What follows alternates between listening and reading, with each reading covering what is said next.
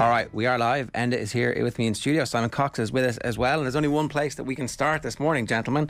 Ralf Rangnick has done his first press conference. And Simon, funnily enough, Ralf Rangnick was asked, what's going to happen in the summer? And he's like, well, a couple of times in the past when I've come in short term, I've been asked to recommend a manager and I've recommended myself. And it's worked out before at Leipzig.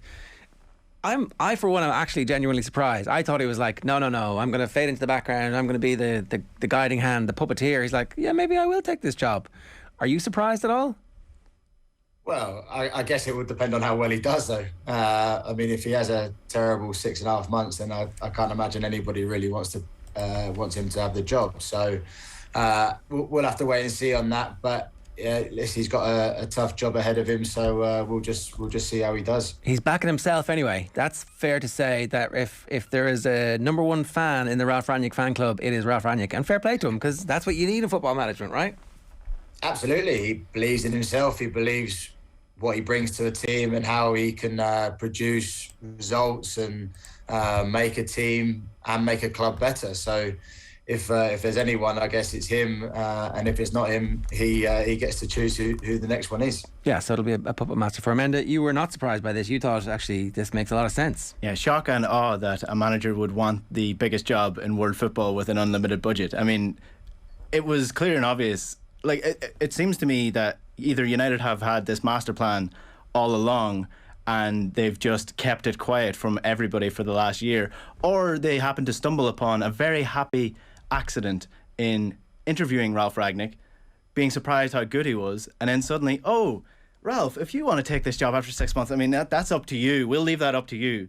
But it's up to you. You can take it. In fairness, Simon, you make a good point. If he stinks the joint out, it's not even going to be an option. But if he does well, suddenly it's back on the table. And I suspect that that's exactly the right thing from Manchester United's perspective. They're not quite sure about changing the philosophy of the club and buying into gegenpressing and all that comes with in terms of recruitment and the science that he brings. But if it works and if it's showing signs of progress, then they can be all in. Yeah, I mean, I think you have to look at what his interview would have been with the likes of Ed Woodward and whoever else he met. He would have put in place potential targets for the summer. You know, if he goes and does really well, he would have put in his structure of what he wants for next year. He wouldn't just be like, I'm here for 6.5 months. I'll try and do the best I can before moving upstairs for 2 years. He would have gone about his business. He would have done proper due diligence on the whole football club, the team, who he wants to bring in, who he wants to get rid of. And listen, if United start doing really well, then he's definitely someone that can stay there for a little while longer than 6.5 months in the dugout. Who are the big beneficiaries in terms of the actual playing staff, in your view? Again, we won't know, I think, for a couple of weeks. I think he's going to give everybody an opportunity over the next couple of weeks to see how they will fit into his system. So we shouldn't be too surprised if there are some random selections over the next few games in particular. But in the kind of medium term, who are going to be the big beneficiaries, in your view, at this point, Simon? Well, I think it will obviously be the likes of this sort of younger generation of players, the Rashfords, the Greenwoods, the Sanchos. I think with this playing style that Rangnick likes to implement, he likes that tough press, that counter press. So you have to be fit, and it's a very young person's game, I think, to do that. So he has to try and get those three buying into it. But you can't sort of take out the Ronaldos of the world. So it's just how he fits into that high pressing, high energy game that he want to implement. So I think it would just be the three younger lads, the Greenwood, Rashford and Sancho's, the ones who will probably benefit most. Yeah, and what's your view on this? Yeah, I think if you look back at Rangnick's sort of recent history, I don't think Ronaldo's actually going to drop out. I think he will build the team around Ronaldo to get him in the right positions and almost have everyone else work as pawns for this. But I think one player that we should keep an eye on over the next couple of weeks is Amad Diallo, who has come from Atalanta. He was one of the most sought after teenagers in world football. Real Madrid wanted him, Barcelona wanted him, everybody wanted him. He's done his education at Atalanta, who play a high intensity, high pressing game. He knows how to do it. And he is back at the club now after spending a short period on loan. So he was very sharp in the couple of games that he got last year in the Europa League. And I think he will be one of these players that we might see a surprise just throw him in and see how he does situation. The question is how quickly these players can adapt. Jadon Sancho, we know, knows how to play this sort of high intensity game that Rangnick wants to play because he did it at Dortmund. Rashford is still questionable for me, whether he has the ability to do it, whether he has maybe the attitude to do it. Like, there is an argument to be made. Rashford was not one of the most hard-working players under Solskjaer, so he's still questionable for me. The likes of Mason Greenwood will benefit massively from this because he will finally learn how to press, because I think Mason Greenwood has shown really good raw potential, but he needs to be nurtured, and Rangnick is the guy to do it. Okay, we did put up a flash poll before we came on air for this. The question was, who's going to be the Manchester United manager in September 2022? At the moment, Rangnick is slightly ahead of Pochettino, 33% basically. So 1/3 of respondents believe Rangnick's going to get it. Pochettino's on 32%, Brendan Rodgers on just 7%, and someone else, another, is on 28%. What's voted for that as well. Who would you have gone for? I went for Poch. Right. I just think that the way that he'll finish his tenure at PSG, and then he'll want to come back to the UK, and then he'll get the backing of Rangnick, and I think he plays a similar style of football that he'll want to show that he can do it at one of the biggest clubs in the world, and he'll try and bring success back to United. I think that will be the sort of merry-go-round the process that United are going to go down, I think. We were talking about this a little bit earlier on. If you are one of those super managers who believes in your style and your philosophy and it's going to bring success, at the moment the Manchester United job must be one of the best jobs, because they're starved for success. So if you deliver success, you will be there for life, and they're endlessly wealthy. They have spent an absolute ton of cash on players. They've just spent it stupidly in recent seasons, and they've overpaid players, and they've given players bad contracts. If you can come in and fix any of that, which it seems like, any kind of the super manager should be able to do, it's actually the best and most interesting job at the moment in many respects. Yeah, I mean, you have to look at it as where they are at the minute as a club and as a team. Anyone who comes in and sort of produces better results looks $1 million. So it's not a club that's never going to back their manager either. So it's not like you're like an Arsenal where you don't have a lot of money to spend, or as much as Chelsea. You have to have a game plan. You have to have the right person, right recruitment coming in, and once you have that, United will start climbing the table, will start being back to where they were. It's going to take a little bit of time, but that's, I guess, the reason why, if Rangnick isn't going to be the manager for the long term, he goes upstairs and he puts that plan in place.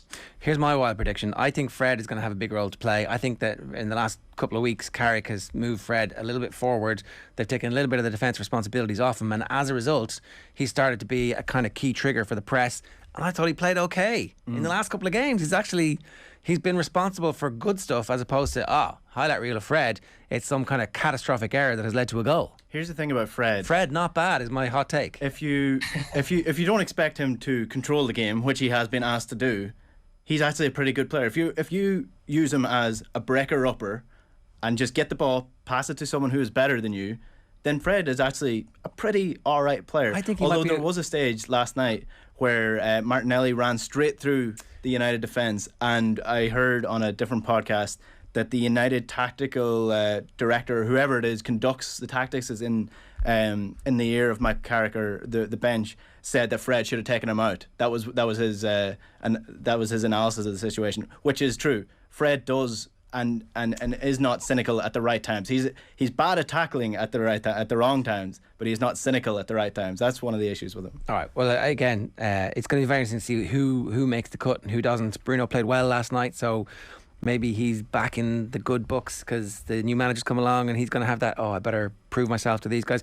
De Gea last night, like all over Michael Carrick. That was interesting. It was like, maybe they all knew that maybe he told them before the game he was leaving. Said he told them after the game, okay, which is interesting. But Bruno also gave him a big hug after the game. So did like, Fred. So it looked like they all knew. Yeah. Okay. So we're not buying what they're telling us. Right, let's talk briefly. That game is on Sunday. Manchester United against Crystal Palace. Kickoff is 2:00. It's live and off the ball on News Talk. It's going to be a big letdown if Palace come and spoil the party, Simon. But Palace's recent form hasn't been great. They started the season really well, I was a bit surprised how good Patrick Vieira was proving to be as a manager, but there's just a little sticky patch that they're having at the moment. Some decisions are going against them. The team are losing a bit of shape. What's your take on what's going to happen in this game? Yeah, I think that United will end up winning this one. I think, as you said, Palace is a little bit it's just fluctuating a little bit. 2 wins from the last 6 games. So, listen, I was pleasantly surprised about how good Vieira's been or started the season. He changed their playing style from what Roy Hodgson had Palace being for a long time of hard to beat. They're a lot more exciting going forward now. Obviously, Conor Gallagher's been probably their highlight this year. So, I mean, it'll be interesting. I think it'll be one that Vieira will want to go into the game and try and get one over. Obviously, being ex-Arsenal, Manchester United sort of rivalry, but I just see United winning this one. Yeah, it's hard to know. The home form terrible for a whole year, and then is last night a turning point? No. Why not? You can't just turn things around. Well, the atmosphere was class. The atmosphere was good, but the thing about it is you can't. That's how turnarounds happen. I don't know. It just doesn't. You get rid of a bad manager, replace with a good manager. That's a turnaround. I'm not having this idea that suddenly it took Thomas Tuchel one training session apparently. Click your fingers, United are master gegenpressers. We've seen from Klopp coming in, we've seen from Pep coming in, that this does not happen overnight. They might win because they're better. They beat Arsenal because they just simply had better players on the pitch. They didn't beat them because they were better tactically. They beat them because they had Ronaldo on the pitch. They had Bruno Fernandes on the pitch. And Arsenal had opposing Aubameyang, who is not the Aubameyang of a couple of years ago. Whereas Crystal Palace have some very good players going forward and on the break, which United are terrible at defending. Palace are really good. So that's you're saying another 3-2. I think it will not be as comfortable a United victory as people might think. I think it could be a draw. All right, okay, that's your prediction for that one. Let's run through the rest of the fixtures. On Saturday, the 12:30 kickoff, West Ham versus Chelsea is live on BT Sport. At 5:30, Watford versus Man City is live on Sky Sports. Villa versus Leicester is the Sunday game at 4:30. That's live on Sky Sports and on Off the Ball. And on Monday, the Monday evening kickoff is going to be Everton versus Arsenal. A massive game for Rafa Benitez at 8 o'clock, and that one is live on Sky Sports. Let's talk West Ham and Chelsea. At what point, Simon, do we think the wheels come off for West Ham, or are West Ham legitimately now a top 6 team and we just have to get used to that? Well, when did you think that Leicester were going to lose the league when they went on to win it? So, I mean, it just they're just in that run of form, aren't they? So, for me, is David Moyes up there with the manager of the season so far? Possibly. I just think they look a real strong outfit at the minute. Got good partnerships all over the pitch of Zuma and Dawson at the back, and it's Antonio, Benrahma and Bowen up top are a threat no matter who they play. So, but Chelsea only conceded 6 goals in the league this year, which is the lowest. So, I mean, it'll be I don't think it'll be as a foregone conclusion as probably people think that Chelsea would win this one. I think this will be a tight one. Obviously, London derby as well, West Ham atmosphere. Yeah, I think it'll be this could be a draw, this one, I think. We're trying to tease out where Chelsea are at the moment, and so many of their defenders are scoring goals, and at the moment I think Reece James is still their top scorer, but Lukaku's missed loads of time. So are they a team who just needs Lukaku to come in and find form, and then all of a sudden they'll shoot into comfortable 2-0 and 3-0 wins? Or are they the type of side who are actually going to give opportunities to other teams? And I'm not just talking good teams like West Ham, but like we saw Burnley be able to come back from behind against Chelsea. We saw them struggle during the week as well. What's the reality of where Chelsea are at the moment in terms of their form? I think they've got strength in depth first and foremost. They're able to change a few players during the week and still come out winners. But against probably a poor Watford team. But they'll play up against. I think they do need Lukaku. I think they need that focal point. And when he gets back into full fitness and he gets back introduced from the start, I think he'll start firing goals and then they might start winning more comfortably. But listen, when he's not in the pitch and you can score goals from all over the pitch, I think it's definitely a recipe for success for them. Yeah, like they're not behind. Obviously, they're literally not behind City and Liverpool, but the quality of the recent form since the international break, you would definitely say that City and Liverpool have kicked on. Chelsea are still grinding out results. Is that one of those, like, later on in the season we look back and go, they managed to weather a bit of a period where they weren't playing brilliantly and they dealt with what they needed to and they got through, and that's the hallmark of a winning side? Or are there any concerns about the fact that they're stuttering a little bit in games that you would expect them not to stutter? I don't know. I think the fact that they can score goals from all over the pitch, it says that they're a good side. And but the fact is that your right wing back is your leading goal scorer, probably says that they need to get their strikers and probably forward players scoring more goals. So, like I say, I think get Lukaku back and get that focal point in the team, which allows them to play a little bit more direct into him at times if they need to, and then he'll be able to probably win them the games that they're probably stuttering at right now. Yeah, I think what's important about Chelsea, though, to note is that they've conceded 6 goals this year. So even if they're not scoring all that many, they're not conceding any, if at all. So you're looking at the teams, and eventually, like against the likes of City and Liverpool and Arsenal, it's probably not going to be as dominant as they want, but against other teams, they're good enough to do without Lukaku. They're like, if they're not conceding goals, they eventually will break through the weaker sides. So like, even the likes of Juventus, they beat Juventus 4-0, and they had Trevor Shabala starting right back. They had Ziyech, Hudson-Odoi, and Pulisic starting up front. They won 4-0. So eventually, they were strong enough to weather. You're saying any is they're storm. grand? Yeah, I think they're fine. Let's not worry about them. Essentially, okay. yeah. Okay. Once Lukaku comes back, I think they'll be absolutely grand, and they're top of the table for a reason.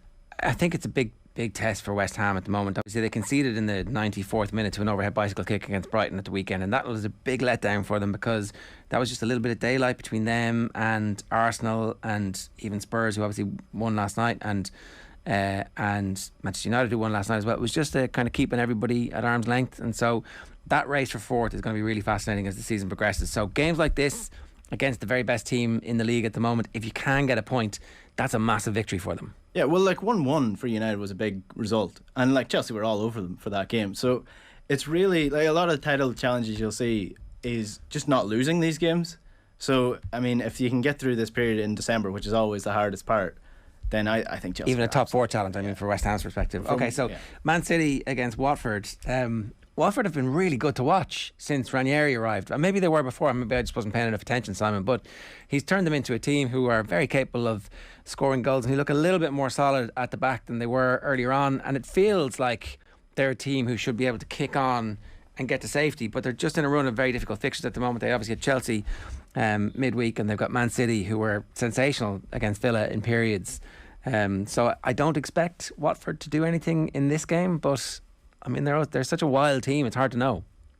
Yeah, I mean, one thing Watford are really good at, and what they do have, even though Ismail Assar is out, is they do have a lot of pace in their team. So King and Dennis, obviously, they're 2 leading goal scorers, but on the break they're rapid. You know, they can hurt, and you know, one thing that will happen in this game is that City will dominate possession.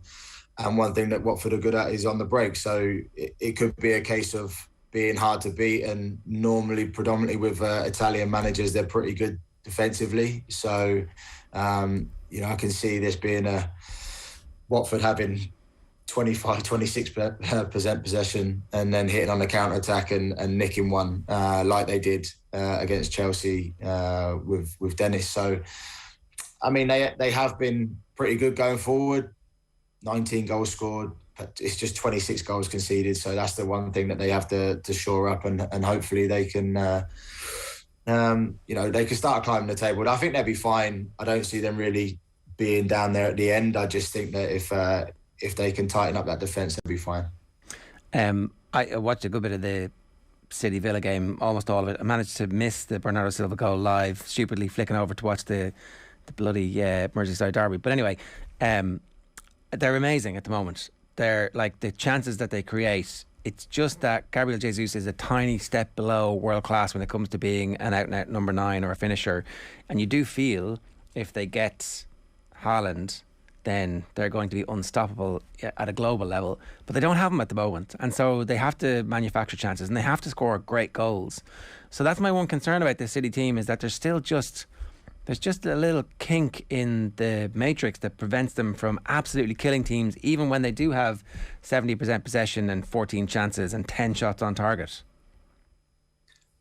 I still think they need that number 9, though. As much as they're doing okay with, or doing really well with the false 9, same with Chelsea, that focal point, that's someone who can just be the match winner when they're not playing well. They come up against a team who very hard to beat. Just think that they need that number 9. They need that, if it's Haaland, if it's Harry Kane, if it's... Could it be Ferran Torres? They're talking about selling Torres already. Torres' agent is obviously out, or Barcelona are out saying, oh no, we've got loads of money, don't worry about us, we're grand. I don't know what's going on there, because it looked like, I thought he was a player during the Euros when he was given an opportunity that he could actually do this, but obviously they've had him around the club long enough, they're like, I'm not sure, he's only 21. Yeah, but I did not get injured as well, and then he's just not sort of found that position back in the team. Obviously, the fact that they've got that team shape of the false 9 is just, I don't know, it doesn't seem like he fits at the minute, which is a bit of a shame, because I think he's a very capable player, and listen, when you're in a City team, you'd like to think you're a good player. So, but. I mean, I didn't see the game, but I saw the goals, especially the Bernardo Silva one. I mean, that's something special. So his resurgence into the team, obviously with the likes of Grealish coming in the summer, it looked like he was at the door, but he's knuckled down and got himself in the team, and he's now pretty much irreplaceable there. Yeah, I think it's a mystery of Pep, though, because he almost keeps the players on their toes. Like, Ferran Torres was one of City's best players at the start of the season, and suddenly he's just out of the team and hasn't been back in since. And it's the same with the likes of like Bernardo Silva, who dropped out of the side, and people were like, oh, maybe he's not at this level anymore. Suddenly he's the best player at City. Sterling's coming back into the side. I think it's just Pep's management style. But do you think Mahrez as well? Yeah, exactly. Sensational at the moment. Do you think this is like almost an ego trip for Pep Guardiola at the minute? Because if he sits back, if he wins this league, he can say, everyone said I couldn't do it. Everyone said I couldn't win the league without a striker. Had to go spend 90 million on Haaland or 120 on Harry Kane. I just won the Premier League without a striker. I'm the best manager of all time. Well, I don't know, because I think that they tried to sign Harry Kane and they couldn't get him, and they, for whatever reason, they definitely looked like they were trying to sign Ronaldo. So I'm not sure. I don't know if it's just an ego trip. And I think he desperately wants that, because if he wins the league, he's like, yeah, great, I won the league, but he wants to win the Champions League. That's what he wants. That's what keeps him awake. That's where that number 9 will come in for him. If they get it in January, if they get whoever they want to get in January, I think that's where they'll go to the next level. But it feels like they do need it, doesn't it? Yeah, I think so. I've just noticed that casually over your right shoulder there are 3 match balls. Just, as you do whenever you're on Zoom, you're just going to make sure that it's 4. Sorry. What are the hat tricks? It's 5. There's one down the bottom 5. as well. All right, cool. What are the 5 hat tricks? I got 3 in League One. Scunthorpe. God, you don't put me on pressure. There you go. Scunthorpe. Oh God. Hartlepool away, Scunthorpe away, and who's the other one? Northampton away. Very good. This one here was Cardiff in the FA Cup, and that one was Portsmouth. Right. Portsmouth in the Championship or in the Premier League? League One. All right, very good, very good. Yeah, it's good to have those. We have our awards here. That's that's our equivalent. Yeah, I just tried to remember what I was actually not bad. Yeah, no harm. Villa against Leicester. This is 4:30 on Sunday. There's narrative around this one. Narrative a go-go. And what are you calling this one? I don't know. I haven't settled on a name yet. I'm in between like the Abandoners Derby or the Fraudulent Derby. I'm not sure which one you want to go with. Depends what team you support. But I don't know. There was a lot of cardboard cutouts of Steven Gerrard punched and set alight after he left Rangers. So it's a very interesting derby. We'll put it that way. There'll be a lot of Scottish fans watching this game, surprisingly. Simon, I should let you know that Enda is a dyed-in-the-wool Celtic fan and hates both of these managers with the same amount of passion. So just so that you're aware of the context. I've come full circle on Brendan Rodgers. It's all right. Yeah, and now you love CVG, do you? Now that he's gone. Geez, no. Come on. Well, I'm a Liverpool fan, so I don't mind both of them. Well, I've been quite impressed so far with Steven Gerrard. Like, it's very early days, but he's decided he's going to go with the back four. He's picked the best back four that he has, and he's given them very clear instructions. Get back to doing what you were doing for the last 18 months when things were going well for you. He's given some fringe players an opportunity. You know, he's given the kids an opportunity, and he's not trying to force Danny Ings into the team with Ollie Watkins. Now, he might have been a bit lucky because I think Ings is injured at the moment. But it's like, this is how we're going to play. This is our identity. You go off and you do what you're doing. And it's very early days, right? It's 3 games in, and they got absolutely battered by City. But they didn't get battered on the scoreboard, which again is the type of thing that was happening to them a little bit earlier in the year. So I'm relatively positive as a Villa fan about what CVG is doing. What's your early impression so far, Simon? Yeah, I mean, I like him. I think he's from what he did up at Rangers, he's very hard to beat. He doesn't concede many goals, so I think throughout time he'll get Villa being a lot harder to beat. I just think that they do need to get back to what they were early stages of Dean Smith. I think with the likes of, because I thought Tyrone Mings wasn't playing well, and then all of a sudden Gerrard comes in, he scores his goal, and you think, oh, that just lifts his ability again. I like what he's doing. I think he'll get them safe and sound, no problem. They'll stay in the league, and then he'll build. He'll bring 1 or 2 in January, but then I think he'll build for the summer. I think what he and who he brings in the summer will be we'll see what they can produce next season. They're 3 points behind Leicester at this stage of the season, which, you know, if you'd given Villa fans at the start of the season, they would have been like, yeah, we'll take 3 points behind Leicester. Absolutely. Turns out Leicester have had a tricky up and down. Maybe Brendan Rodgers was a little bit distracted by all of the... He says he wasn't. Is it possible? Well, it also could be down to the fact that the players are heartbroken from being in the top 4 for 2 years and still not getting Champions League football. Could have something to do with that. Madison's starting to get back into form as well, so you'll see Leicester start to pick up a little bit as well. Just on Steven Gerrard, I should mention that when he did get the job, or when he was linked with the job, I looked at the Aston Villa squad, and based on what he was doing with Rangers, I was like, that's a perfectly suited team to Steven Gerrard's football, or Michael Beale's football, whoever you want to give the credit to. Good wingers. Give it one hand, take away with the other. Matty Cash and Matt Target, you know, two wing backs. Midfield of Douglas Luiz and John McGinn, 2 pawns that are really hard working, but also good at driving forward the ball. John McGinn's a really good football, underrated, I think. And then you've got players with high intensity up front who are strong, in Ollie Watkins and the likes of Buendia, then to sort of link it all together. I think if he can get the side working the same way that he had Rangers working. Now, it did take him about 4 or 5 months to get that to work for him, so it could take the same with this. He's got a good makings of the squad. Leon Bailey, you know, if he gets up to the player that people have been rating him as, I genuinely do think that Aston Villa will have a good coaching staff in what they have at the minute. Okay. Backhanded compliment to Gogo from Enda there. Villa against Leicester 4:30 live on Sky Sport and OTB on Sunday. The final fixture we're talking about is Everton against Arsenal at 8 o'clock on Monday. It's all going Pete Tong for Rafa Benitez at the moment. It's going wrong when Seamus Coleman is so reliable, is making a mistake in the derby. How do you dig yourself out of this, Simon? What can they possibly do? Yeah, 1 point from 18 available. Not exactly survival form either. So I just think they need to go back to basics. They obviously miss Dominic Calvert-Lewin. They miss his goals, his energy. They just don't seem to be clicking at the minute. So it's tough. They just, like I say, back to basics, back to the drawing board, be hard to beat. But I don't.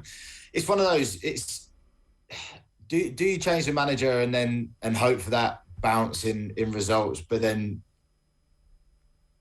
is changing the manager the right thing? Because Rafa Benitez has only been in there for 4 or 5 months. So, you know, do you give him time, let him spend some money in January, hope to bring in some better players? Do they sell Calvert-Lewin or not? I don't know, but it's a tough one. I think they just need to go back to basics. It's an old cliche, but you know, you pass to your mate and that's it, and you give an angle, and then you hopefully run forward as quick as you can, but you run back even quicker. Try and stop goals going in. That's been their biggest downfall this year. I think with Everton, it's a mixture of bad recruitment and bad management, I guess. If you're like somebody said that moving to the new stadium will hopefully give Everton the lift, but I think it requires a lot more than that. I mean, I've said it before in this show and on previous shows. No matter who the managers seem to be, they've still been bringing in these players who are very hot for 5 games and then just drop off for the rest of the season. And I think they've done that under Rafa as well. You name the likes of Iwobi, Damari Gray, like on paper good players, and on their day really sharp and really dangerous players, but they're not going to do it for you for 38 games in a season. So it requires a much higher or much longer term plan than just, you know what, we'll get to the new stadium and then everything will be okay. It won't. You need recruitment. I think injuries have been a big issue for them as well. Are Arsenal going to beat them, Simon? Is that what's going to happen on Monday night? 0-0 draw. Yeah, it's funny. It's hard to believe in Arsenal after everything that we've seen since, I don't know, even the last 3 or 4 years of the Wenger era. From that point where they were a really reliable team to now, they've been up and down. But I definitely am seeing signs that there's again an identity brewing there, and maybe if Aubameyang stops missing from 3 or 4 yards, as a striker, right? Aubameyang is obviously unbelievably classy and has an incredible career and banked, massive reservoirs of, I know how to do this, but just over the last while, 1-on-1 from 5 yards, you're not backing him. No, not at the minute. But we all go through those horrible patches, and he just needs one to come off his backside, and then all of a sudden you might see him get your sort of 10 to 15 goals that he's probably been looking for in the last few years. So, You're right in what you say in terms of the identity. It's that thing that has been missing for Arsenal for a long time since Wenger, and they seem to be doing that. Obviously, Arteta has got good grounding from Pep as well, so he's obviously trying to implement that kind of style. Smith Rowe is obviously someone who's very exciting for them. I think, again, similar. If you get rid of Aubameyang, who's obviously not producing too good numbers at the minute, or hasn't been for the last couple of years, do they go out and get a number 9 and hopefully they can start being that sort of force and hopefully pushing into the top 4 again? Yeah, I think it seems like anyway that the recruitment they did last summer is beginning to pay off for them as well. Okay, very quickly, I'm going to tell you about the football five-a-side, our dream team this week. Every week on Instagram we're going to ask you to choose your five-a-side team made up of players competing in our selected games. This week it was Fabianski against Mendy. I mean, that's not fair. I presume it was 99-1. Craig Cathcart versus John Stones. John Stones won that one. Was that close? I think it was close enough. Right. It was closer than you would expect for Cathcart against Jones. Or Stones, rather. Bruno Fernandes versus Conor Gallagher. And Bruno won that. Now, just about. Yeah, that one was very how far close. He's fallen in people's estimations in the last 4 weeks. He was good last night. I think Bruno is one of those needs a bit of love. Richarlison versus Aubameyang. Aubameyang won that. All right. That's I think people are sleeping on Richarlison again. Ollie Watkins versus Jamie Vardy. Vardy missed the winner. Yeah, was that midweek? No, they won midweek. It was last weekend he missed the winner. Yeah, I'll tell you one of my foibles really quick on Fantasy Premier League. I changed my captain, and I thought I had changed it to Salah, who I was delighted. He scored 2 goals and got an assist. It wasn't him. I thought I actually took it off Ronaldo, scored 2 goals, and no, so it wasn't him. It was Jamie Vardy. Oh, okay. Missed clean through 1-1 to win the game. Right, a couple of quick comments. Unless Rangnick does poorly, the only person he's going to put forward as new manager in the summer is himself. He's basically said that in his first presser now, which is kind of true. It's not like, who would you recommend? Well, me, obviously, but after me. If it's not me, who would you recommend? Oh, one of my mates. And Kieran O'Darley says Leicester must be very keen to get games in the Christmas period when they're playing Villa on Sunday and Everton the next day on Monday Night Football. Is that a that was mistake? My fault, yeah. Okay, good man, Enda. Thanks for that. 11:30 last night was not the best time to put together that graphic. At least we put it up. We fixed that one for you. Right. The football kick-off with Sky, all the football you love in one place across Sky Sports, BT Sport and Premier Sports. Simon, good stuff. Enjoy the games this weekend. Cheers. Cheers, guys. Take care. We'll see you all next week. Take care. The football kick-off with Sky. Watch every single live Premier League game on Sky Sports, BT Sport and Premier Sports.